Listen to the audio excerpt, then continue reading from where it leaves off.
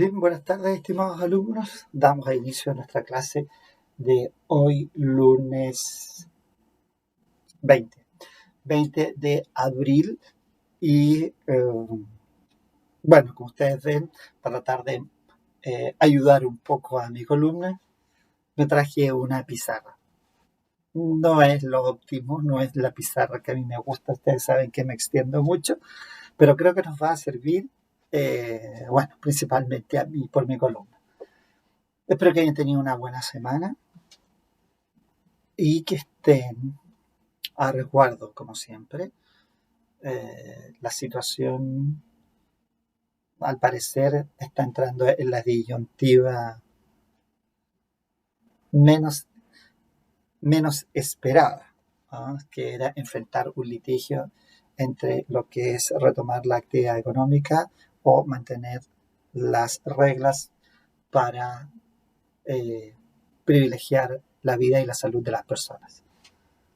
El asunto no es menor, tampoco es fácil, así que yo creo que lo que menos podemos hacer, sobre todo como estudiantes de leyes, es caer en la crítica fácil a ambos rubros o a ambas opiniones del debate.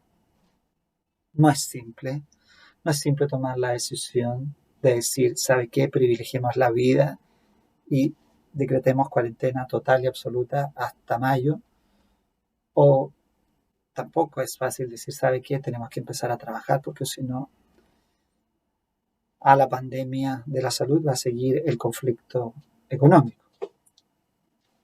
No recuerdo tiempos de cesantía tan altos, sino en tiempos de la recesión de 1982, cuando en verdad casi la mitad de la población tenía índice de desempleo altísimo.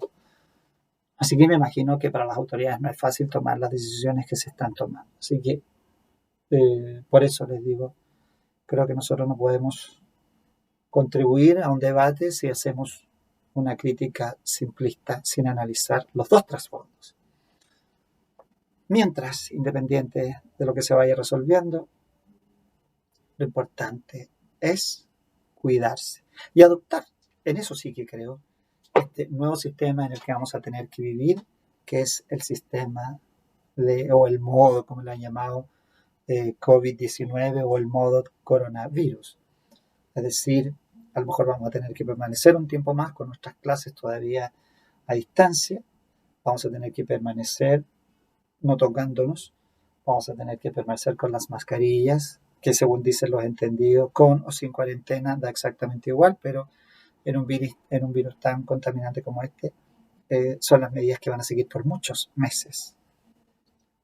Así que, por favor, a aquellas personas que sienten que esto es una tontera, yo les pediría también un ejercicio de tolerancia con aquellos que sí creemos que es importante.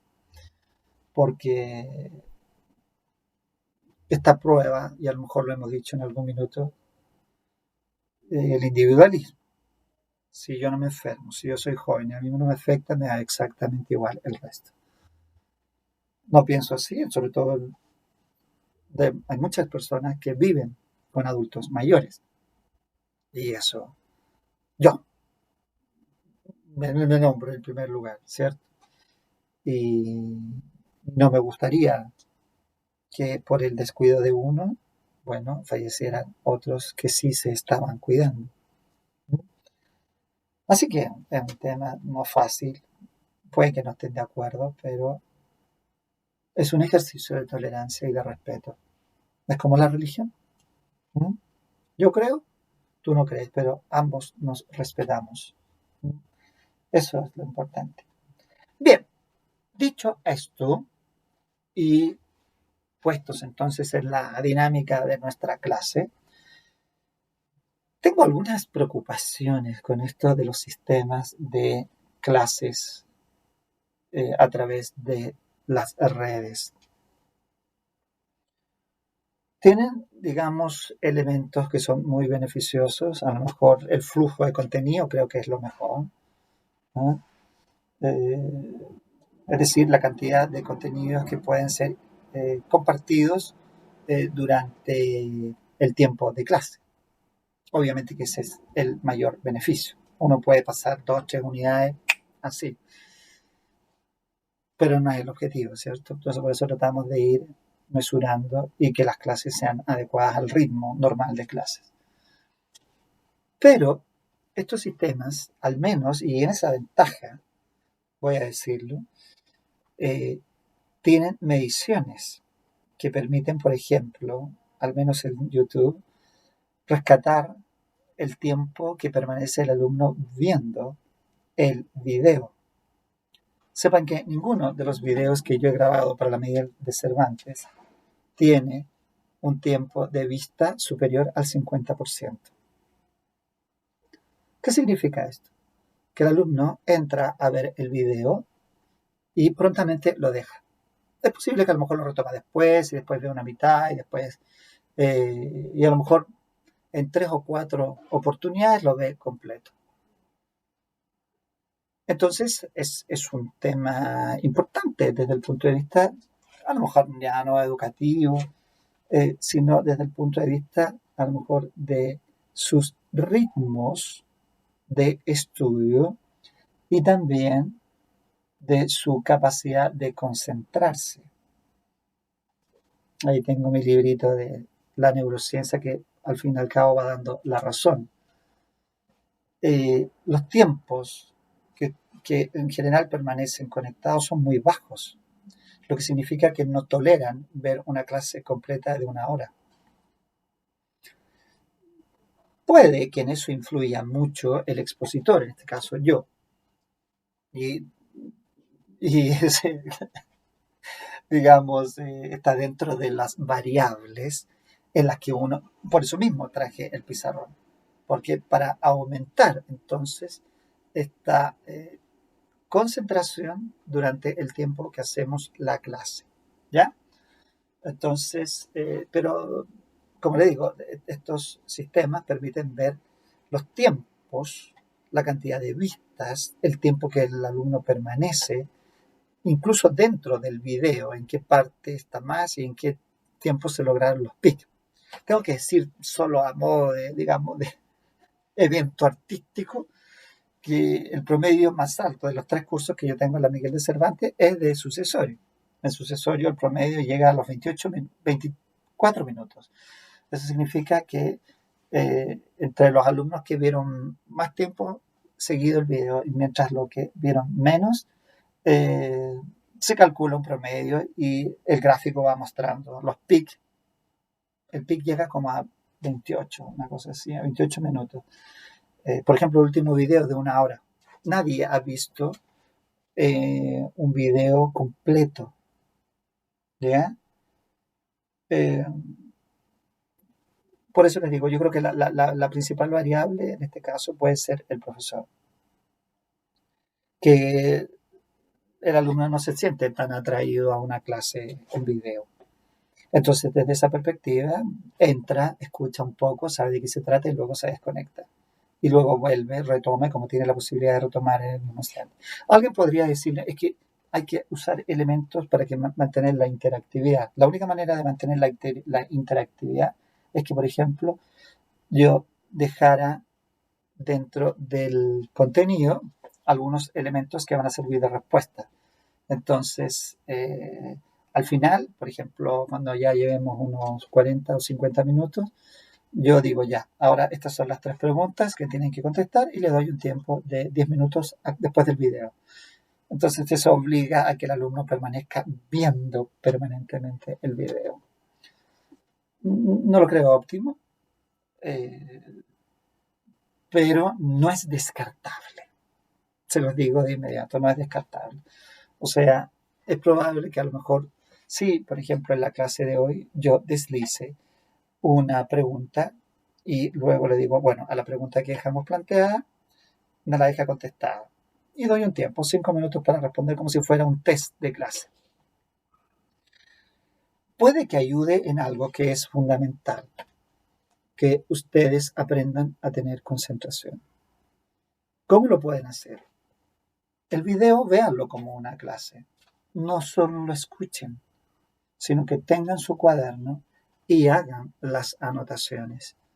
Eso le permite mantener una actividad. Es como cuando yo voy a un seminario. En un seminario podemos pasar toda una tarde escuchando conferencistas y al menos yo soy de los que respeto perfectamente la hora de la conferencia, a las 2 horas, o si entramos a las 2 y salimos a las 6 con descansos de 15 minutos, lo hago y lo respeto. Porque, primero porque el tema es interesante, porque hago mis propias anotaciones, porque a veces anoto mis propias preguntas. Entonces, háganlo así. Si ustedes sienten que un video es solo escuchar, a lo mejor ahí es donde está la variable que depende de ustedes, que hay que mejorar. Yo mejoro trayendo esto para que nos permita un poco la realidad de la clase. Y ustedes, por otro lado, mejoran trayendo su actividad personal como clase, su cuaderno, su lápiz, sus anotaciones. Y ahí veamos entonces si mejoran la actividad que tenemos. ¿Ya? Eso sí, vamos a fijar tiempos más concentrados de video. O sea, por ejemplo, hacer videos de hasta 30 minutos. ¿Ya? Y después otro y otro hasta completar los tiempos reglamentarios. Bueno, dicho esto, que es una prevención de orden pedagógico y un consejo, además, vayamos con lo que nosotros estuvimos viendo hasta la semana pasada. ¿No? Tenemos la pizarra, entonces nosotros estábamos viendo los órdenes sucesorios. Entiendo que sí se puede ir viendo allí, aunque el lápiz seguramente va a tener que ser más cargado. Los órdenes sucesorios. ¿Y qué significa órdenes sucesorios? Ustedes ya saben, estamos inmediatamente dentro de un capítulo mucho más grande, que es la sucesión intestada, ¿cierto? Sucesión intestada y que nos permite a nosotros, vamos a tener este a la mano por si acaso, ¿ya? Nos permite entonces darnos cuenta que aquí la sucesión la hace el legislador y cuando la hace el legislador, claramente, por eso es un tema importante, la hace presumiendo cuál habría sido la voluntad del causante en el instante en que éste fallece. Ya lo escucharon la semana pasada, yo soy muy crítico de esto, pero soy un crítico aprendiz, porque los grandes como Ramón Domínguez, ya lo había dicho hace muchos años atrás. Él escribió uno de los 2 tomos de Derecho Sucesorio, que son de la jurídica por allí, y él finalmente incluso dice lo mismo. O sea, no tiene ningún sentido que yo actualice ese libro porque no se ha actualizado absolutamente nada. 2 o 3 cosas que no vale la pena invertir en una actualización de un libro y de un contenido que en la vida real ya no está funcionando. Y eso es un gran tema, porque obviamente eso quiere decir que las normas del derecho sucesorio se van a seguir de alguna manera olvidando, anquilosando, como se dice cuando se atrofian los huesos que no se usan. Entonces aquí estamos en lo mismo.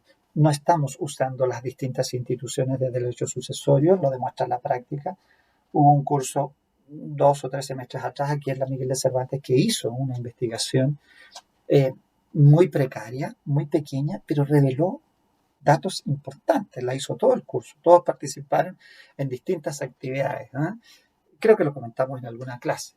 Investigaron algunas acciones que se intentan en tribunales, los documentos que se firman en notaría, los documentos que van al registro civil, y en todos se notó que había obviamente un olvido de las normas del derecho sucesorio en favor de simplemente la sucesión intestada. Ahora, si eso en la realidad cambia, no lo podemos saber porque no sabemos cuántas compras simuladas se hacen por esto. No sabemos cuántos usufructos vitalicios se hacen para vulnerar estas normas. No sabemos cuántas constituciones de sociedades, cuántos traspasos de bienes, cuántos acuerdos de unión civil se celebran solo para los efectos de precisamente no vulnerar, sino que burlar a las normas, evadirlas y eludirlas. ¿No?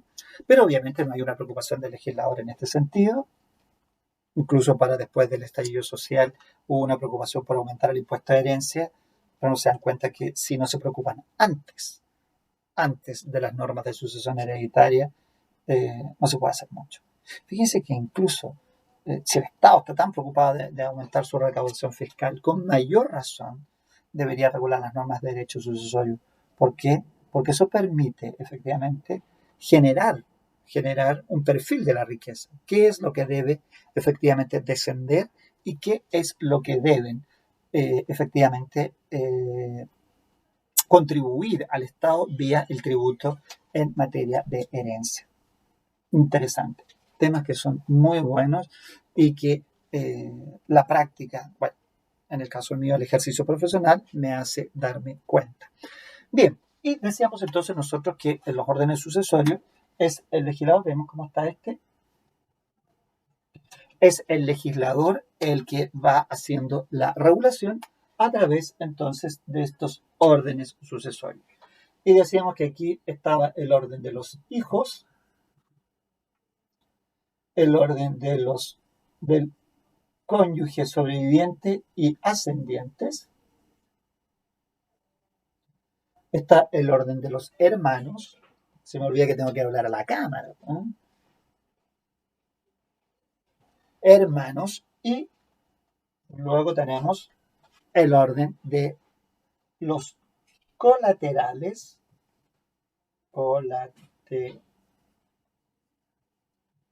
Si algo no mejoró en todo caso con la pizarra fue la letra. ¿Sí? Se pueden dar cuenta, la letra sigue horrible. Colaterales. Y así que ahora voy a ir repitiendo algunas frases. Y finalmente, el fisco. ¿Mm?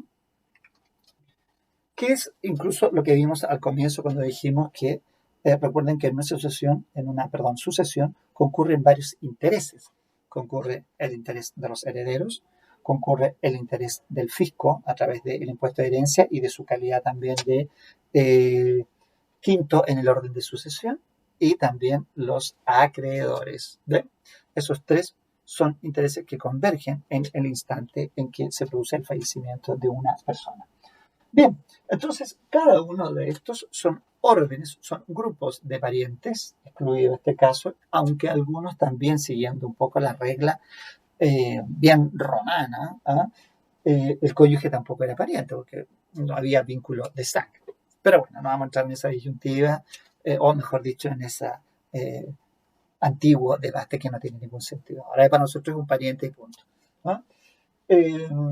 Los ascendientes, aquí tenemos que, recuerden, incorporar también al conviviente civil. Después ustedes me dirán, profe, la pantalla tiene que girarla para que se vea de frente. Es posible, ¿eh? Ah, no, pero para eso tengo que girar el computador también. A lo mejor ahí. Ya, ahí se ve un poco más. Bueno, vamos a ir mejorando esas situaciones de orden logístico. Bien, entonces, estos grupos, que son, y así lo definen la mayoría de los autores como el orden sucesorio, es un grupo de parientes que concurren a la sucesión, que pueden ser a su vez excluidos por otro grupo de parientes. ¿Y por qué hablan o por qué introducen la expresión exclusión? ¿Por qué? Porque una vez que opera un orden, inmediatamente desaparecen los otros. Salvo situaciones irregulares, como me tocó ver a mí en alguna oportunidad, nunca se van a cruzar. Pero en una sucesión a mí me tocó ver, y creo que fue no me quedó muy claro, pero parece que había uno de los abogados o de los profesionales involucrados que había obtenido una de las posiciones efectivas, porque eran muchas, había alterado los órdenes de sucesión y al parecer el registro civil no se dio cuenta. Entonces hizo coincidir hermanos con colaterales. ¿Por qué los hermanos? Porque los hermanos tienen derecho de representación. Entonces, mientras haya hermanos y haya hijos de hermanos y haya nietos de hermanos y haya bisnietos de hermanos, no podemos pasar al de los colaterales. ¿Por qué? Porque este de los hermanos excluye al de los colaterales. Y ahí se apreciaba claramente que en la primera parte concurrían todos los descendientes de los hermanos que concurrían por el derecho de representación, y después, al final, los colaterales. Entonces ahí uno se dio cuenta inmediatamente que hubo un error. No se salvó, quedaban 6 meses para la prescripción del derecho real de herencia, así que estos colaterales entraron en la sucesión como herederos putativos, porque no eran en verdad herederos, y sin embargo, como ya están en la posesión efectiva, les sirvió de justo título el decreto. ¿Se acuerdan? Ahí la norma del 704, inciso final, cuando dice que efectivamente servirá de justo título el decreto cuando se otorga a una persona que cree ser heredero, pero en realidad no lo es. Asunto de bienes.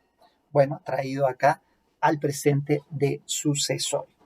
Bien, y nos fuimos analizando entonces que en cada uno de estos, por ejemplo, aquí teníamos los hijos que pueden concurrir con el cónyuge o conviviente civil, ¿cierto? ¿Y qué significaba eso? Que en este caso la herencia tiene una situación de protección. ¿Protección para quién? Para el cónyuge o conviviente civil. ¿Por qué? Porque en nuestro sistema hay, y eso es bueno que así sea, el cónyuge obviamente es quien, cuando hablamos de cónyuge o conviviente civil, es quien permanece, ¿cierto? Luego de producido el fallecimiento. Y por tanto es justo también que se ha contribuido con su labor, con su compañía, con sus afectos, como dice Renato Troncoso, a la vida, a la riqueza y al patrimonio del causante, concurre también como un heredero. Esta es una reforma. El cónyuge no fue heredero, sino hasta recién finales del siglo XX. Antes concurría, pero por lo que se denominaba la versión conyugal. No era muy claro, aparte que era un enredo muy, muy complejo para calcular, ¿no? En cambio, ahora simplemente la ley considera que es heredero, pero es un heredero con protección. Es un heredero incluso que discrimina al resto. Pero es una discriminación, dirían los constitucionalistas, positiva. Se hace en beneficio, ¿eh? Y no para perjudicar. ¿Por qué? Porque el cónyuge sobreviviente efectivamente lleva el doble de lo que lleva cada uno de los hijos, ¿eh? Y entonces al llevar el doble de cada uno de los hijos, significa que está más beneficiado. Ahora, eso es cuando efectivamente estamos hablando de 2 o más hijos. Porque cuando va un solo cónyuge, perdón, el cónyuge y, perdón, y el cónyuge sobreviviente más un hijo, dividen la herencia por mitad. Pero a partir del segundo hijo eso cambia, porque se empiezan a alterar los números. Y esa alteración hace que después del séptimo hijo, o a partir del séptimo hijo, el cónyuge se pueda ver perjudicado. Y entonces ahí el legislador en el 988 introduce la protección y señala que en ningún caso el cónyuge sobreviviente llevará menos de la cuarta parte de la herencia o de la legítima, rigurosa o efectiva que procede en su caso. ¿Ven? Eso es importante. Vamos a llegar a estos conceptos de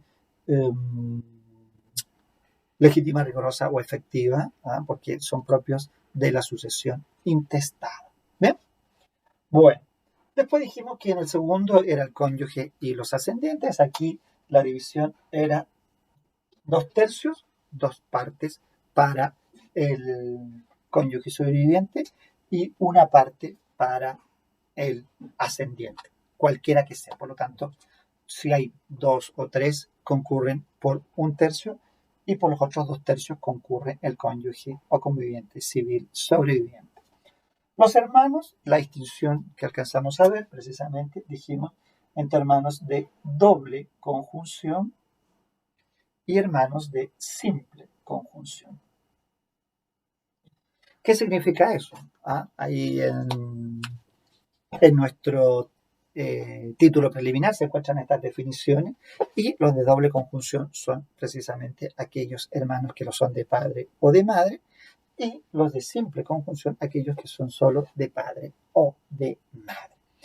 Y por supuesto, ¿para qué se hace la distinción? Para discriminar al momento de hacer la distribución, porque los hermanos de doble conjunción llevan la porción completa, en tanto que el hermano de simple conjunción lleva la mitad de lo que le corresponde a un hermano de doble conjunción. razón no se aprecia. Pero esto, si ustedes se fijan, la historia romana tiene mucha potencia y, y además siempre está esa noción que ni siquiera es religiosa, pero es al menos de la religión romana original, en que los hijos tenían que ser los hijos del padre que formaba el clan y punto, ¿cierto? Bueno, cosas que se fueron diluyendo con el tiempo, pero que bueno, subsistieron aquí. Y finalmente, aquí también decir que en el orden de los hermanos hay representación que hay en este orden y en el de los hijos. No hay más casos de representación, no hay representación ni del cónyuge, ni de los colaterales, ni del fisco. ¿Ya? Obviamente, estamos hablando de personas que han descendido unas de otras. Los colaterales, mismo caso, misma explicación, la única diferencia que tenemos que decir que es hasta el sexto grado. ¿No? Sexto grado que viene siendo el orden de los primos. Tenemos al causante, tenemos sus dos hijos, cada hijo, por ejemplo, tuvo un hijo, y ahí tenemos a dos primos en cuarto orden, ¿cierto? Aquí tenemos un orden, o sea, un grado, 2 grados, 3 grados, 4 grados. Entonces, dos primos se encuentran como colaterales del cuarto grado. Pero si cada primo a su vez tuviera un hijo, los hijos de los primos son la categoría del sexto grado. ¿No? Murió el hijo de un primo y puede eventualmente llegar a heredar el hijo del otro primo, porque aquí tenemos 1, 2, 3, 4, 5. Ahí está el sexto grado inclusive. Bien, y papá fisco, que es lo mismo que decir herencia vacante, ¿cierto? Que es la situación precisamente de la vacancia, es cuando una herencia no tiene ninguno de los órdenes en aplicación y entonces procede que herede el fisco, para lo cual el sistema tiene elementos de orden administrativo, como, cierto, por ejemplo, formularios de denuncia, y en las que las personas efectivamente hacen un denuncio, y el Estado no es que haga participar de la herencia, el Estado lo que hace es recompensar el denuncio, ¿no? Con un valor que es X del porcentaje denunciado, ¿no? Que por ahí dicen algunos que es como el 20%. Yo la verdad no lo tengo muy claro, porque creo que para nosotros es absolutamente no relevante. Incluso pertenece como a cierto, algunos lo encuentran como una situación un poquito como limítrofe, ¿eh? Mucha, mucho deseo de hacer estas denuncias. Denuncia se llama el procedimiento por el cual se pone en conocimiento del fisco que es heredero en una herencia, y claramente a veces están esperando que se mueran algunos abuelitos que se sabe que no tienen muchos parientes para ir rápidamente a hacer el denuncio. Pasa mucho en las AFP, donde hay fondos que de repente se acumulan precisamente por esta razón. Bien, bueno, dicho esto, entonces hemos concluido nuestro resumen de la clase anterior. Vamos a ver cómo se comporta el borrado, que igual que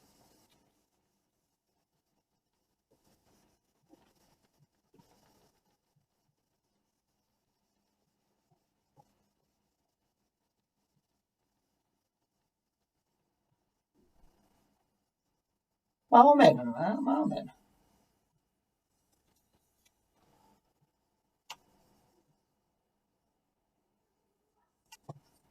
Ya, bueno, ahí está.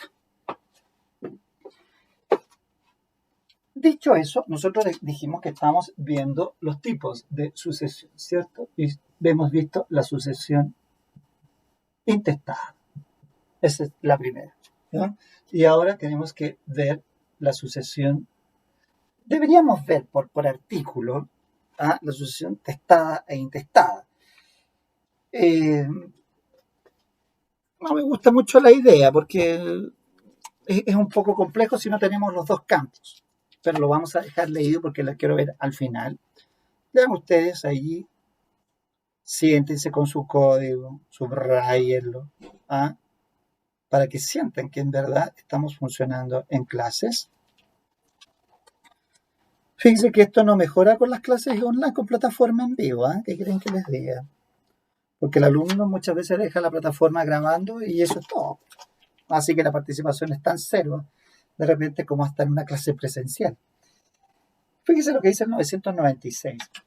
Dice, cuando en un mismo patrimonio se ha de suceder por testamento y hábil testato, se cumplirán las disposiciones testamentarias y el remanente, o sea, se cumple primero el testamento, se adjudicará a los herederos hábil testato según las reglas generales. Pero después viene una norma que es bien compleja, porque dice, pero los que suceden a la vez por testamento y ab intestato imputarán a la persona que les corresponde ab intestato lo que recibieren por testamento, sin perjuicio de retener toda porción testamentaria si excediere de la otra. ¿Y por qué esto pasa a ser relevante? Porque resulta que pueden haber personas que sucedan ab intestato y otras por testamento que tengan la calidad de legitimario. Y ahí esta norma deja de tener aplicación, o al menos en concepto de los entendidos tiene una aplicación que debe ser concordante con el respeto del legislador a las asignaciones forzosas. ¿Bien? Pero no lo vamos a ver ahora, sino que lo vamos a ver cuando vayamos terminando, porque es mejor que ustedes sepan. Fíjese lo que dice el artículo 1191. Si concurren como herederos legitimarios con quienes no lo sean, solo lo preceptuado en este artículo prevalecerán las reglas contenidas en el título segundo de este libro, que se refiere precisamente a lo que estamos conversando. No es fácil de entender cuando se aparecen los legitimarios. En términos simples, antes de dejarlo como una explicación suelta, sino que al menos como un dato. Supongamos que una persona tiene dos hijos, es decir, que son asignatarios forzosos y efectivamente reparte la mitad legitimaria y la deja pagada. ¿Qué significa pagada? Que deja bienes con los cuales se tiene que pagar la asignación. Entonces dice, voy a dejar a mi hijo la misma casa. Por ejemplo, tiene un departamento en la playa, a mi hijo le dejo un departamento en la playa, el departamento 10A, y a su hermano le dejo el departamento 10B. Un departamento para cada uno. Más encima cada uno con una cuenta de ahorro. 5 millones uno, 5 millones para el otro. Una buena herencia ahí, en ese caso. Al menos se puede hacer algo con eso, ¿cierto? Y luego tiene este causante, por ejemplo, una casa en Santiago, tiene 2 depósitos a plazo y tenía 2 autos. Y respecto a eso no dijo nada. Entonces le dejó parte de su herencia a sus hijos que concurren como herederos testamentarios, ¿cierto? Y efectivamente ya están con un patrimonio en el bolsillo, ¿va? Porque hay una casa, hay dinero que les ha ido dejando. Pero como no dijo nada respecto a lo otro, estos dos herederos también van a concurrir como herederos ab intestato en lo que reste. Entonces ahí se va a poder decir que es una persona que concurre como heredero ab intestato y como heredero forzoso. Si fueran los mismos dos y los mismos dos allá, no habría problema. Pero ¿qué pasa si, por ejemplo, hay herederos testamentarios, los hijos? Hay herederos también ab intestato, que son los mismos hijos, pero dentro del testamento hay dos personas más que no son testamentarios, o sea, perdón, no son forzosos. Entonces ya nos empezamos a encontrar con un grupo diferente. En el testamento concurren ab intestato con quienes son a la vez testamentarios, que son los hijos, y en ese testamento también concurren herederos testamentarios, pero que no concurren ab intestato. Entonces, en esa masa, 2 vienen acá, al ab intestato. Los otros 2 solo se quedan con la parte testamentaria. A esa situación que no la hemos detallado ahora se quiere referir entonces este 996 y el 1191, que se refieren a este mismo aspecto. ¿Cuál es el trasfondo final? Que el legislador dice, ¿qué es lo que se tiene que ejecutar primero? El testamento. Los hijos llevarán lo que dice el testamento y luego llevarán lo que dice la porción intestada. Pero, haciendo la división, que nosotros ya conocemos el cuadrado aquí, podremos encontrarnos con que a lo mejor están recibiendo más, están recibiendo menos, y entonces ahí hay que producir un ajuste. Eso es lo que vamos a ver después. Bien, entonces ahora tenemos que ir a la sucesión testada, lo que nos lleva de inmediato al 999, ¿cierto? A estudiar el testamento, que es el acto jurídico que ustedes vienen escuchando desde primer año, ¿cierto? La definición de testamento, que es el acto más o menos solemne, ¿cierto? Por el cual una persona dispone del todo o parte de sus bienes para que tenga pleno efecto después de sus días, conservando mientras tanto la facultad o conservando mientras viva la facultad de revocarlo. Bueno, la definición es bastante clarita en ese sentido porque contiene todos los elementos que caracterizan a un testamento. En primer lugar, acto solemne. Fíjese que la expresión del código más o menos solemne tiene que ver con la existencia de los testamentos privilegiados o menos solemnes. Lo hemos conversado en días anteriores, cuando yo les decía que es probable que en esta situación tenga mucha aplicación el testamento verbal, es decir, aquel testamento que se da en situaciones de riesgo inminente de muerte. La persona está en una situación delicada de vida o muerte y finalmente, entonces, entendiendo que tiene un patrimonio y que puede hacerlo. Y estos testamentos tienen, bueno, ciertas reglamentaciones. Lo primero, acreditar que efectivamente se encuentra en riesgo efectivo de morir. Bueno, ahí el legislador, teniendo presente eso, entonces disminuye las solemnidades, porque sabe que no puede exigirlas a cabalidad, dado que estamos en una situación crítica. ¿No? El resto es solemne. Todos los demás, cuando aquí nosotros vamos a ver hoy día el testamento solemne, haciendo la gran distinción entre los testamentos otorgados en Chile y otorgados fuera de Chile, y dentro de los testamentos otorgados en Chile, los testamentos solemnes, y dentro de los solemnes, el solemne abierto, el solemne cerrado, y dentro del solemne abierto, el otorgado ante funcionario y 3 testigos, y el otorgado ante 5 testigos. Toda esta estructura que he dicho son todos solemnes.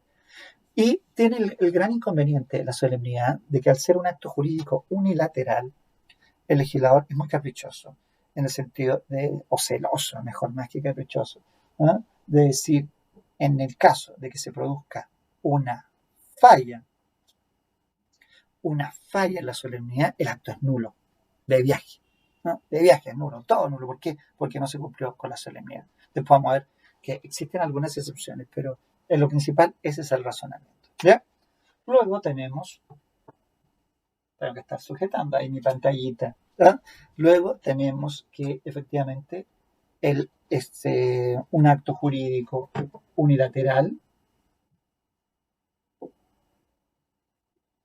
es un acto jurídico de disposición, es un acto jurídico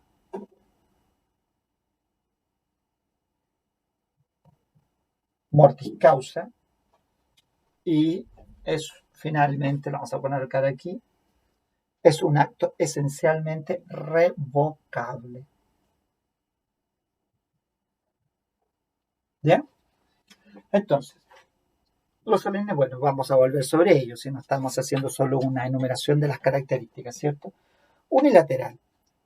Recuerden que aquí se da el artículo más corto del Código Civil, el artículo 1004, que señala que efectivamente la facultad de testar primero es indelegable y es personal, personalísima. ¿Qué quiere decir eso? Que no existe la posibilidad de los testamentos mancomunados. ¿Ah? No se pueden hacer ni testamentos tampoco recíprocos. La voluntad tiene que ser única, unilateral y única. ¿No? Eh, a esto se refieren los artículos 1003, por ejemplo, también, que se refieren a este punto. Ahora, en cuanto a la disposición, esto es lo que en algún minuto lo dijimos cuando hablamos de la sucesión intestada, en el sentido de que es un acto de disposición de bienes. ¿No? Aquí no es de declaraciones, puede contener declaraciones como, no sé, algún mensaje a los familiares, ¿ah? Alguna información respecto de cómo se obtuvieron los bienes, pero esas son declaraciones. ¿Ah? O el reconocimiento de un hijo, que es una de las, digamos, más conocidas, ¿cierto? Pero lo importante para que sea testamento es que sea disposición. Si el testamento contiene todos estos enunciados dispositivos, enunciados aclaratorios, pero enunciados o declaraciones como la del reconocimiento de hijo, no es testamento, no lo es. Porque la esencia del testamento es que sea un acto de disposición. Si no hay disposición, es otro tipo de acto. Entonces, por eso no se puede considerar dentro del 980. El 980 es bien preciso. ¿Cuándo procede la sucesión intestada? Bueno, mortis causa, hay que tener presente que efectivamente los efectos del testamento se producen al morir, lo que no significa que haya efectos que surjan o que se puedan producir en vida del causante. Y ustedes ya me han escuchado decir, la declaración de reconocimiento de hijo opera desde luego. Ahora el tema es si el testamento es cerrado y no se conoce. Bueno, ahí va a esperar hasta el momento final el reconocimiento. Pero si es un testamento abierto, sobre todo otorgado ante notario y 3 testigos, ese testamento tiene una declaración, esa declaración va a producir efecto ipso iure, instantáneamente. ¿Ya? Y lo revocable. ¿Ah? Lo revocable, ahí las facultades, 1001 por ahí, están referidas a este punto. La revocabilidad es de la esencia del testamento. De hecho, por eso siempre se dice que, o el mismo código señala que aunque se señalara que se va a hacer un testamento, pero que no se va a revocar y que incluso cualquier testamento que se haga después se va a tener por nulo, no producen ningún efecto, ninguno. ¿Por qué? Porque esto es esencial y es una razón muy obvia. El legislador quiere que el testamento sea el reflejo de la última voluntad del causante. Si eso no ocurre, entonces claramente es que los testamentos se pueden revocar todas las veces que...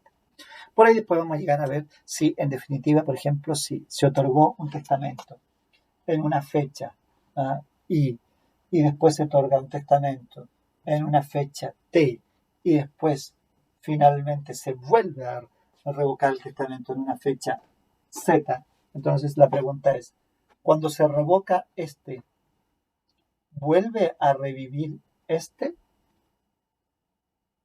¿Qué dirán ustedes? ¿Ah? La lógica indica que no, y la ley así lo establece. ¿Ah? Salvo, y no es que en realidad reviva, que este testamento, cuando revocó este anterior, no lo haya hecho de manera completa, es decir, que hubiese dejado subsistente alguna disposición. Entonces eso es lo que se llama una revocación parcial. Si hay una revocación parcial, entonces podrían perfectamente coincidir que coexistan este y este. Bien, bueno, ahí completamos entonces nuestro primer módulo, que bueno, no me quedó de 30, quedó de 45, pero es que ustedes saben que yo soy bueno para hablar. Entonces, en el próximo video vamos al análisis de las solemnidades del testamento. Bien.